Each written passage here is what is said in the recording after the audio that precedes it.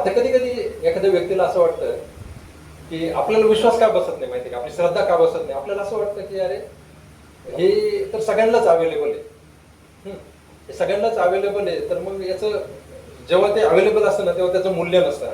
बघा तुम्ही कुठली पण गोष्ट बघा, जे मुबलक प्रमाणात असते तेव्हा त्याचं मूल्य आपल्याला राहत नाही. तशा प्रकारे चैतन्य महाप्रभूंच्या कृपेमुळे काय झालंय, हे हरिनाम हरिकृष्ण महामंत्र, याला महामंत्र म्हणतात. हा महामंत्र बाकीच्या मंत्रांपेक्षा वेगळा आहे, कारण हा महामंत्र आहे. आपण महामंत्र आता का आपल्याला तुम्हाला आयडिया आली असेल, 4 राम नाम आहे, 4 कृष्ण नाम आहे, म्हणजे किती हजार विष्णू सहस्त्र नाम आहे ते बघा. तर हा महामंत्र आहे आणि हा ब्रह्माजींनी कलिसंत उपनिषद मध्ये सांगितलेला आहे आणि सगळे आपले जे संत आहेत ते याचा उच्चार करतात. तर हा जो महामंत्र आहे हा मुबलक प्रमाणात सगळीकडे अवेलेबल असल्यामुळे आपल्याला त्याचं महत्व कळत नाही आणि ते मुबलक प्रमाणे असल्यामुळे आपण त्याचं मूल्य करू शकत नाही. तर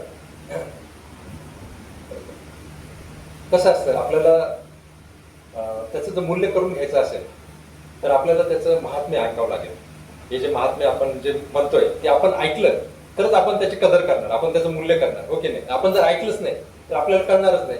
मग श्रवण करणं ही महत्वाची गोष्ट आहे. आणि दुसरं, श्रवण कधी करू शकतो आपण, जेव्हा आपण भक्तांच्या संगतीत राहतो तेव्हाच श्रवण करू शकतो. जेव्हा आपण भक्तांच्या बाहेर जातो, त्यांचे टॉपिक काय, हा तुझ्याकडे किती गाड्या, माझ्याकडे किती जमीन, अरे यावेळेस पाऊसच झाला नाही, अरे ट्रम्पने इथं युद्ध केलं, अरे तेलाचे भाव वाढले, अशा प्रकारे आपण भौतिकच्या गोष्टींचा विचार करतो. पण जेव्हा भक्तांमध्ये येतो तेव्हा आपण हरिनाम सोडून बाकी काहीच विचार करत नाही. म्हणून भक्तांबरोबर राहून त्याचं जास्तीत जास्त आपण श्रवण जेव्हा करणार तेव्हा आपली श्रद्धा वाढणार आणि श्रद्धा वाढवणं खूप गरजेचं आहे.